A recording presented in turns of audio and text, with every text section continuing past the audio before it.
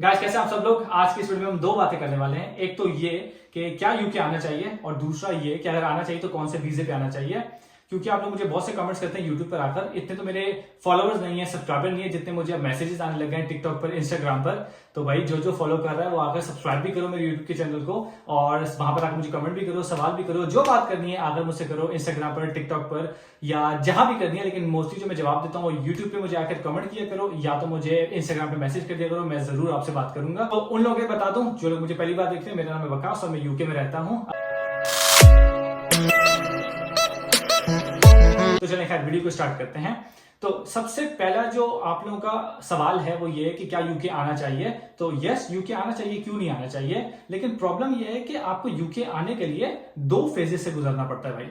एक तो फेज वो होता है जो आपकी होम कंट्री से शुरू होता है, जो यहां आने से पहले जंग शुरू होती है कि आपका कितना खर्चा आएगा, कौन से वीजे पे जाना चाहिए, एजेंट कहीं पैसे तो नहीं लेकर भाग जाएगा या हमारे पैसे सेफ हैं। और कई लोगों का तो ये भी सवाल होता है अगर पैसे जाया होंगे तो कितने जाया होंगे। ये भी कई लोगों का सवाल है क्योंकि ऑफकोर्स पैसे जाया होते हैं इस काम में।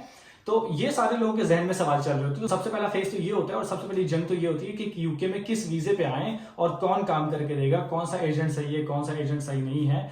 तो खैर ये होता है पहला फेज जिसमें आपको सारा आपका खर्चा होता है और आप डिसाइड करते हैं कौन से वीजे पे आना है। तो यूके में आने के लिए 3 तरह के वीजे होते हैं, डिपेंड करता है कि आपको यहाँ क्या करने आना है। तो आपको अपने साथ ऑनेस्ट होना पड़ेगा कि आपको बताना पड़ेगा अपने आपको कि मैंने यूके में सेटल होना है या मैंने स्टडी करके वापस आ जाना है या मैंने सिर्फ घूमने जाना है। जो लोग घूमने आना चाहते हैं उनके लिए विजिट वीजा होता है, वो घूमते हैं, आते हैं, खर्चा करते हैं और चले जाते हैं। जिसने यहाँ पर सेटल होना है उसके लिए visit visa out of equation है, उसको भूल जाए।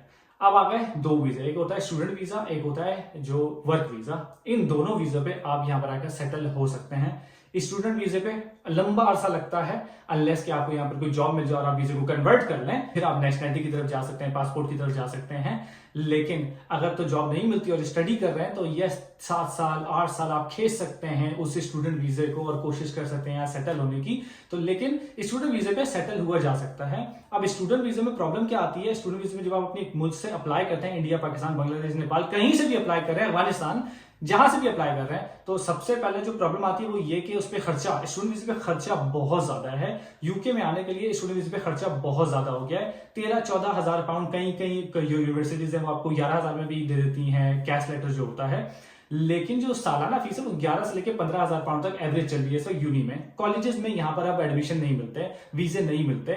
लेकिन कई एजेंट होते हैं जो आपको पाकिस्तान में, इंडिया में बैठ के बहुत ज्यादा बातें बोलेंगे कि भाई एक बार बस पहुंच जाओ वहां पर, फिर पैसा ही पैसा होगा और पैसे मिलेंगे, बहुत जॉब्स हैं, ये सब कुछ होगा। लेकिन पहले वीजा मिलना चाहिए और वो वीजा मिलना चाहिए जिसमें वर्क अलाउ होगा। तो खैर जो कॉलेजेस वगैरह हैं, जो शॉर्ट कोर्सेज हैं, उसमें वीजा मिलना बहुत मुश्किल है। जो वीजे मिलते हैं वो यूनी वगैरह में मिलते हैं और उनकी जो मैंने आपको फीस बताई है वो 11 से लेकर 15 हजार पाउंड तक होती है। और इसके अलावा जो खर्चे हैं वो अलग है, वीजा फीस हो गई और पासपोर्ट फीस हो गई और उसके बाद आपकी बायोमेट्रिक की फीस हो गई, मेडिकल की फीस हो गई, उसके बाद आपकी बैंक स्टेटमेंट हो गई। तो बहुत ज्यादा खर्चे वाला काम है जो स्टूडेंट वीजा है। लेकिन जो लोग अफोर्ड कर सकते हैं वो जरूर है स्टूडेंट वीजे पे, यहाँ आपको जॉब भी मिल जाएगी। लेकिन अभी इस बार मैं बात करूंगा, ये फेज 2 है, यहाँ पर आने के बाद ये फेज 2 है, इस पे बात करेंगे। लेकिन पहले वापस चलते हैं फेज 1 में कि वीजा कौन सा अप्लाई करना चाहिए। तो स्टूडेंट वीजा एक ऑप्शन है लेकिन बहुत एक्सपेंसिव ऑप्शन है। जो अफोर्ड कर सकते हैं, जो वाकई स्टूडेंट हैं, जो पढ़ना चाहते हैं, वो जरूर है। जो सेटल होने के इरादे से आ रहे हैं डे 1 से, उनके लिए स्टूडेंट वीजे पे यहाँ पर थोड़ी सी मुश्किल हो जाती है अब, क्योंकि जो यूनी है वो आपको ट्रैक करती है, वो आपको पूछती है कि कहां पर है, क्यों नहीं आए, क्या प्रॉब्लम है। तो आपको यूनी अटेंड करनी पड़ती है और यूनी अटेंड करने के साथ जब काम भी करना पड़ता है ना, तो वो बहुत बहुत मुश्किल काम है कि आप जाकर 30 घंटे या 20 घंटे काम भी करो और फिर यूनी भी जाओ और फिर वहां पर आपको पास भी होना है, पास आउट भी होना है। हर सेमेस्टर में, हर साल में आपको पास भी होना है, क्योंकि अगर फेल हो गए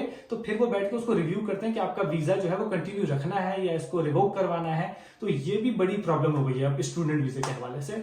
तो स्टूडेंट वीजे में ये सारे चक्कर हैं, थोड़ा सा सख्त है, टाइम लगता है, स्ट्रगल बहुत ज्यादा है सेटल होने के लिए। तो इसमें लॉन्ग टर्म पेन है, लेकिन अगर आप एक बार सेटल हो जाए तो फिर आपका गेन ही गेन है, क्योंकि फिर आप यहाँ पर सेटल हो जाते हैं, आप पाउंड्स भी कमाते हैं, आप घर भी खरीद लेते हैं, गाड़ी भी खरीद लेते हैं, सब कुछ हो जाता है। लेकिन ये एक लॉन्ग टर्म पेन है।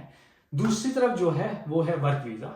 वर्क वीजा जिनको मिल जाता है वो तो बहुत खुश है, वो बोलते हैं भाई यूके आओ, यहाँ पर आओ, सेटल हो जाओ, क्योंकि उनको पता है कि एक बार वर्क वीजा मिल जाए तो 5 साल के बाद आप नेशनलिटी की तरफ जा सकते हैं। ये नेशनलिटी रूट होता है क्योंकि आप पहले दिन से जॉब करने आ रहे होते हैं, तो आपको पता होता है कि मैंने वहां जाना है, जॉब करनी है, मेरे पास नौकरी है, ये मेरी सैलरी होगी, इतना मैंने खर्च करना है, तो आपको इतनी ज्यादा कैलकुलेशन में प्रॉब्लम नहीं होती। आपको पता होता है कि अगर मेरे पास 30,000 40,000 50,000 की सैलरी है, मैं लंदन में भी रह सकता हूँ, मैं लंदन से बाहर भी रह सकता हूँ। लेकिन जो लोग स्मार्ट हैं वो आजकल उन कंपनीज में अप्लाई करते हैं जिसमें आपको वर्क फ्रॉम होम मिलता है, तो उनकी 40-50 हजार सैलरी होती है, 30,000 भी सैलरी होती है। वो यहाँ आते हैं, कंपनी से लैपटॉप लेते हैं, कंट्री साइड पे जाके 300-400 पाउंड पे घर रेंट पे ले लेते हैं, 500 पाउंड में उनका महीना गुजर जाता है, फैमिली भी साथ होती है, 600-700 में महीना गुजर जाता है, और तनख्वाह आ रही होती है 3,000 पाउंड, 3,500 पाउंड या 2,500 पाउंड आफ्टर टैक्स। तो उनका आराम से गुजर बसर हो जाता है, और उनको पता है 5 साल के बाद सेटलमेंट हो जाएगी, फिर कोई और जॉब चेंज कर लो, किसी और जॉब की तरफ चले जाओ, किसी हाई सैलरी जॉब की तरफ चले जाओ, तो उनकी ऑप्शंस बहुत ज्यादा ओपन होते हैं। लेकिन अब इसमें प्रॉब्लम क्या है,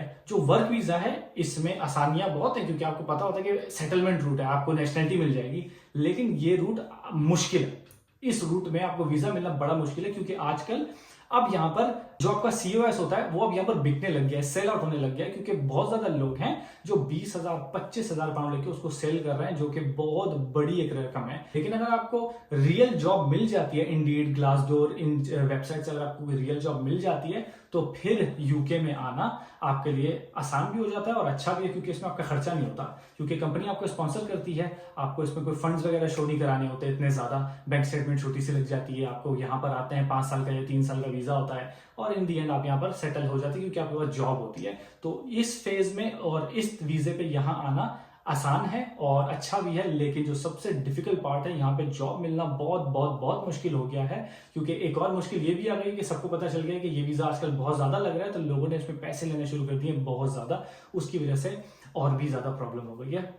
अब ये हैं जो 2 वीजे हैं जिसपे आप यहाँ के सेटल हो सकते हैं। फेज 1 ये आपकी जंग हो गई, पहली जंग हो गई जो आपने अपने मुल्क से लड़नी है यहाँ आने के लिए। अब दूसरी बात, दूसरा जो फेज है, जब आप यहाँ आ जाते हैं तो लोगों को लगता है यहाँ आकर बस पैसा ही पैसा होगा और पहले दिन से कमाई होगी और बिल्कुल जबरदस्त लाइफस्टाइल होगा।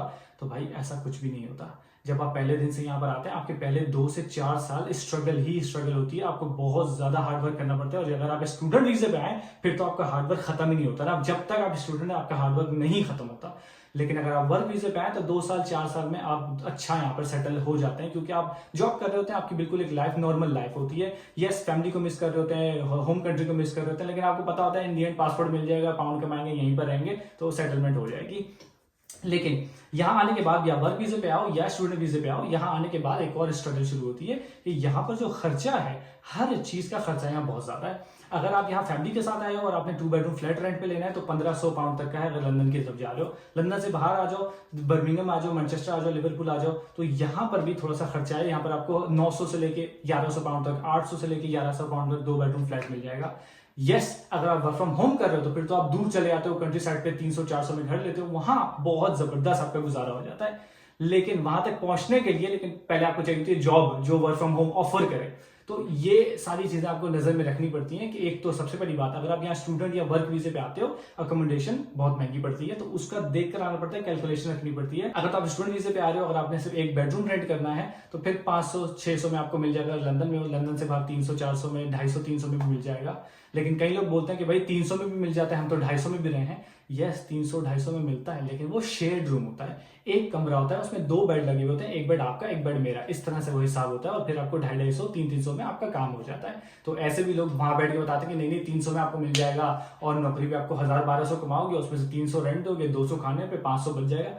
भाई एक तो आपका रेंट चलेगा, चलो आप कह लो किसी के साथ शेयर कर रहे हो तो 300 में आपने अपना बेड ले लिया, 300 में आपने रूम शेयर कर लिया, उसके बाद आपको ग्रोसरी पे तकरीबन 200 पाउंड लग जाता है। अगर आप लंदन में हो तो आपको ट्रैवल पे 200 पाउंड लग जाता है। अगर लंच बाहर से कर रहे हो तो 150 पाउंड वहां एक्स्ट्रा लग जाता है। तो ये सारी चीजें देखनी पड़ती है, और उसके बाद कॉलेज की फीस भी निकालनी है।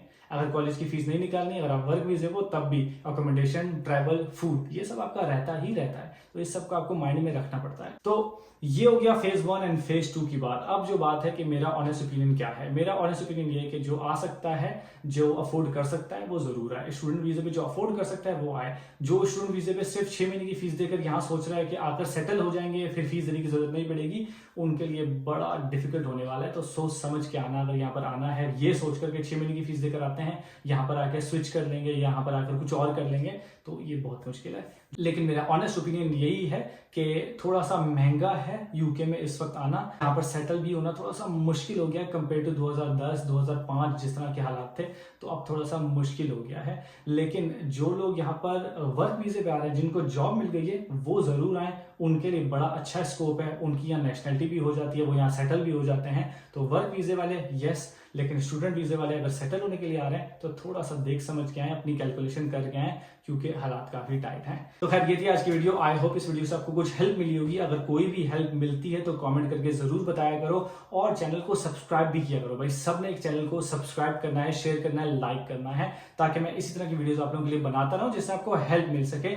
आज की वीडियो के लिए इतना ही था, अभी के लिए अल्लाह हाफिज।